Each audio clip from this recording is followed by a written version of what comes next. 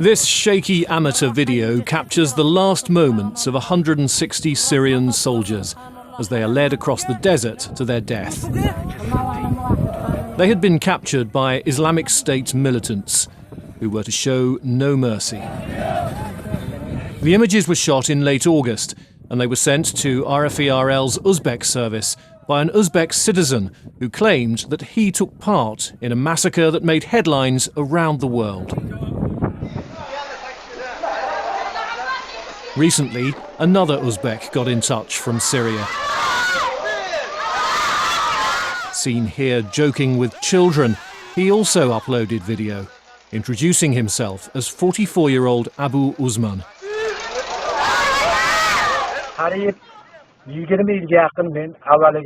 I worked for 20 years in law enforcement in the Interior Ministry with the rank of major.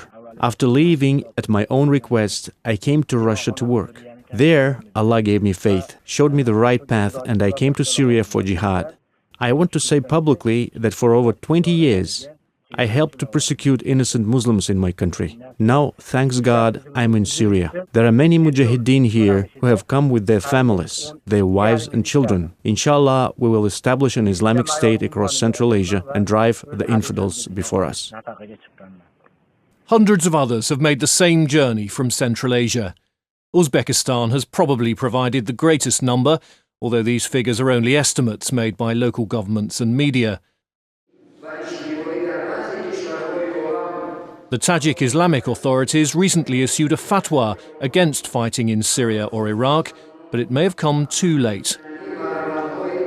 In late September, the sleepy Tajik village of Chorkishlok found itself at the centre of media attention. From this settlement of just 3,000 inhabitants, 20 men had joined the ranks of the Islamic State militants. Yosin Khan Eshonov told how his 27-year-old son was recruited, like many jihadists, whilst working as a migrant labourer in Russia. We only learned by chance that he was going to fight in Syria. It came to us completely out of the blue. Later, when he called us, he never said he was taking part in a war. Only once at the beginning he said he was going through training. And when I asked why, he said that he wanted to do a good deed, to make people and children free. But I said that a jihad, when Muslims kill other Muslims, was nothing more than a war. It's terrible. He was stupid. He was deceived.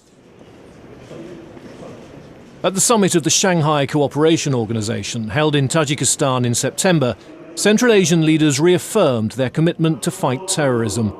Many of them have experience of fighting militant groups in their own countries. What worries security officials most is the threat of battle-hardened veterans returning to continue the fight at home. Islamic State has occupied nearly half of Syria and Iraq. They plan to extend their so-called state not only there, but also to Central Asia and create a caliphate here. They are a bigger threat than the Taliban. Both their activities and potential are more dangerous.